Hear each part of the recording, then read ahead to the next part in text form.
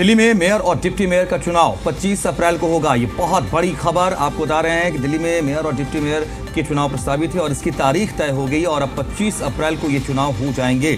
दिल्ली के मेयर महेश कुमार किची का ये बयान आया है कि दिल्ली में 25 अप्रैल को चुनाव होगा, संविधान के अनुसार ही चुनाव होगा और पिछली बार बीजेपी ने संविधान का पालन नहीं किया था, ये एक आरोप भी लगा दिया गया है। मेयर चुनाव बीजेपी ने नहीं होने दिया और इस वजह से 7 महीने देरी से मेयर चुनाव हुआ था।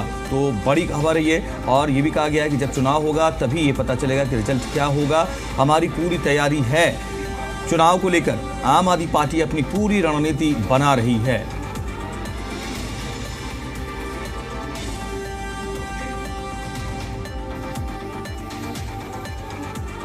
मेयर महेश खींची हमारे साथ बातचीत के लिए मौजूद हैं। मेयर साहब, ये बताइए कि आप लगातार ये मुद्दा उठा रहे हैं यूजर चार्ज का, सीएम को पत्र लिखा, अब अमित शाह जी को भी पत्र लिख दिया है। आपको लग रही है कि आपकी बात सुनी जा रही है? कमिश्नर को भी आपने पत्र लिखा था। देखिए, यूजर चार्जेस एक जनता पे अलग से एक गलत चीज़ है। मतलब ये इतने करोड़ का वैसी बोझ है जनता पे, ऊपर से अतिरिक्त यूजर चार्जेस लगाना ये सरासर गलत है। हमने इसके लिए मुख्यमंत्री जी को भी पत्र लिखा है, आयुक्त महोदय को इसको पत्र लिखा। जैसे ही इन्होंने इम्प्लीमेंट किया उसी दिन हमने पत्र लिखा कि इस यूजर चार्जेस को हटाया जाए। जब दिल्ली की जनता को आप सुविधाएं नहीं दे सकते, घर घर से कूड़ा नहीं उठा सकते, तो आप जब तक आप सुविधाएं नहीं दे सकते जब तक आप यूजर चार्जेस नहीं लगाएं, क्योंकि ये यूजर चार्जेस सीधा सीधा भारतीय जनता पार्टी का लगाया गया टैक्स है। 2016 में भारतीय जनता पार्टी ने प्रस्ताव पास किया था कि जनता पे यूजर चार्जेस लगाया जाए, तो उस टाइम भी हमारे जो पार्षद थे विपक्ष में, उन्होंने इसका कड़ा विरोध किया था और ये लगने नहीं दिया। अब ये सीधा सीधा हमारे टाइम पे ये लाए हैं यूजर चार्ज, तो ये सरासर उन पे थोपा जा रहा है दिल्ली की जनता पे, तो ये सरासर गलत है। तो हम इसका विरोध करते हैं सब। बीजेपी के पार्षद भी पिछले दिनों आपके जो ऑफिस है उसके बाहर धरने पर बैठे थे और कह रहे थे कि बगैर जो सत्ता में है आम आदमी पार्टी, उसकी परमिशन के बगैर ये यूजर चार्ज कैसे लागू हो जाएगा? अधिकारी क्यों नहीं सुन रहे हैं इनकी? देखिए, भारतीय जनता पार्टी का एक प्रस्ताव है जो सीधा सीधा जनता पर थोपा जा रहा है। हाँ, पार्षद आए थे हमारे बीजेपी के, हम तो कह रहे हैं आप हमारे साथ चलो ना आयुक्त महोदय के पास। अगर हमने इसके लिए कोई उन्हें आदेश दिया है यूजर चार्जेस के लिए तो हमें बताइए, चलते हैं उनसे जवाब मांगते हैं ना। ये तो सीधा सीधा आयुक्त महोदय ने और अधिकारियों ने मिलकर जनता पे थोपा गया है यूजर चार्जेस, जिसका हम कड़ा विरोध करते हैं। और हम सारे पार्षद मिलके मंगलवार को हम सारे कमिश्नर जी के पास जाएंगे, इसका जवाब मांगेंगे भाई इसको हटाया जाए। आप क्या अगर नहीं आपकी बात सुनी जाती है तो फिर क्या अगला स्टेप होगा? अब उसके लिए देखो जी, पार्टी से हम डिसाइड करके सभी पार्षदों से मीटिंग करके जैसे भी आगे की जो कार्रवाई वो करेंगे। अब क्योंकि ज़्यादा समय बचा नहीं है चुनावों में, मेयर और डिप्टी मेयर का चुनाव होना है, आपको प्रशासन ने बोला भी है कि तारीख तय कर दीजिए, उसके लिए क्या स्ट्रेटजी है आपकी पार्टी की? देखिए, वो तारीख हमने तय कर दी है। 25 अप्रैल को हम मेयर का चुनाव कराने जा रहे हैं। इसमें कोई दिक्कत नहीं है। जो संवैधानिक तरीका है वो संवैधानिक तरीके से हम चलते हैं। हम संविधान के विरुद्ध नहीं जाते, इसके विपरीत नहीं जाते। जो संविधान कहता है इलेक्शन होगा तो हम 25 तारीख को। और मगर आपने देखा लास्ट टाइम बीजेपी वालों ने संविधान का कोई पालन नहीं किया और किस तरह से मेयर चुनाव को उन्होंने टाले गए, जो 7 महीने लेट मेयर चुनाव कराया। मगर हम संविधान के साथ चलते हैं, संविधान के साथ खड़े हैं। हम 25 तारीख को चुनाव करा रहे हैं मेयर का, और हमने आज पत्र भी लिख दिया है अमित शाह जी को, जो हमारे गृह मंत्री हैं, कि जो हमने सदन में सब पार्षदों ने सभी ने मिलकर एक प्रस्ताव पास किया था कि हाउस टैक्स को माफ़ किया जाए। जो 100 गज से नीचे मकान है, 100 गज से 500 गज के हाफ हैं, जो उनको माफ़ किया जाए, उनमें रियायत दी जाए जनता को। और साथ ही जो हमारे 12,000 कर्मचारी हैं उनको भी पक्का किया जाए, जिसका बजट में हमने प्रावधान कर दिया है पैसों का भी। और साथ ही यूजर चार्जेस हटाया। इसके लिए भी हमने आज अमित शाह जी को पत्र लिखा है कि आप ये तीनों जो हमारे प्रस्ताव है इनको इस पे ध्यान दीजिए और आयुक्त मुद्दे के लिए उसको आदेश दीजिए। अगर वो इस पे कार्रवाई नहीं करते तो उनको हटाया जाए और एक नए आयुक्त मुद्दे का। अब क्योंकि चुनाव होने हैं तो क्या स्ट्रेटजी है आपकी पार्टी की? पिछली बार देखा गया था 3 वोटों से आप जीते थे, इस बार कोई अलग से रणनीति बन रही है? क्योंकि कई लोग आपके जो पार्षद है पार्टी के छोड़कर चले गए, तो विपक्ष में उनके साथ बैठे हुए हैं, वो पूरी तरह से आश्वस्त हैं। राजा इकबाल भी कह रहे हैं कि मेयर के लिए इस बार कमल खिल रहा है। देखिए, ये तो जब वोटिंग होगी जब भी निकलेगा रिजल्ट क्या होगा।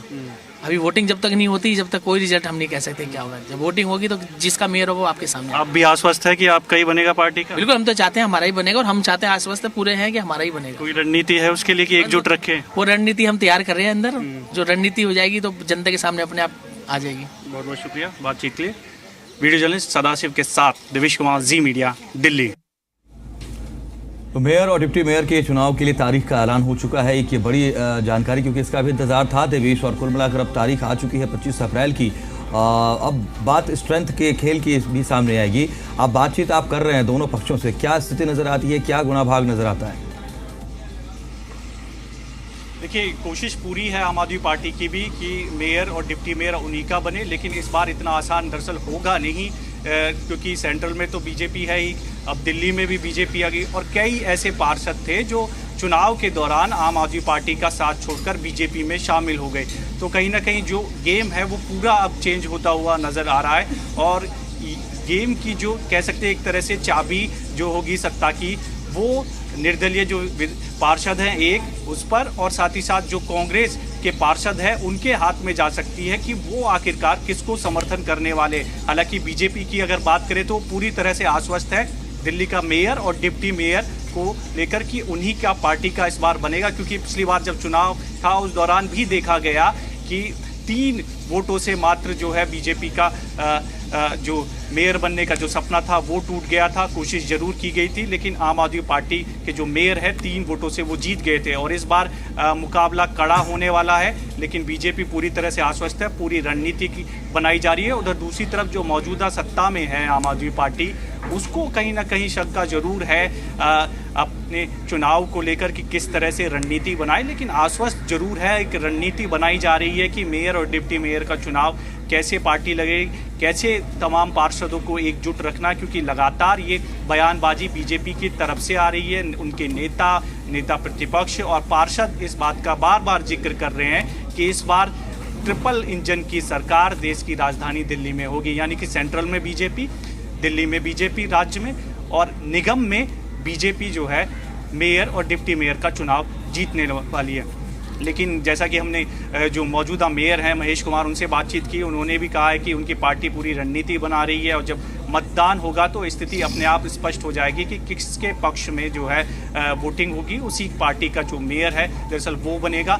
लेकिन मुकाबला इस बार कड़ा होने वाला है, बीजेपी इतनी आसानी से हार नहीं मानने वाली है। कहीं ना कहीं जो गणित है अभी बीजेपी के समर्थन में जाता हुआ दिख रहा है। तो ऐसे में आम आदमी पार्टी भी अपने पार्षदों को एकजुट करने में जुटी हुई है, क्योंकि ज़रूरी है उनको एक साथ रखना, एकजुट रखना, क्योंकि अब राज्य में जो है देश की राजधानी दिल्ली में बीजेपी की सरकार है, और जाहिर सी बात है कोशिश ज़रूर होगी कि दूसरी पार्टी के पार्षद उनके मेयर के लिए वोट करें। तो इस तरह से न केवल बीजेपी अपनी रणनीति बना रही है, बल्कि आम आदमी पार्टी भी पूरी स्ट्रेटजी के साथ जो है रणनीति में जुटी हुई है। 25 अप्रैल को जब मेयर और डिप्टी मेयर का चुनाव होगा तो स्थिति पूरी तरह से स्पष्ट हो जाएगी। जो दावे बीजेपी कर रही है कि उनकी पार्टी का जो कमल का चुनाव चिन्ह है उसी का मेयर और डिप्टी मेयर बने, क्या वो सही होता है, या एक बार फिर से आम आदमी पार्टी कुर्सी पर बैठने में कामयाब होगी, या जिस तरह से दिल्ली हार गई क्या उस तरह से जो निगम है उसको भी उनको खोना पड़ेगा?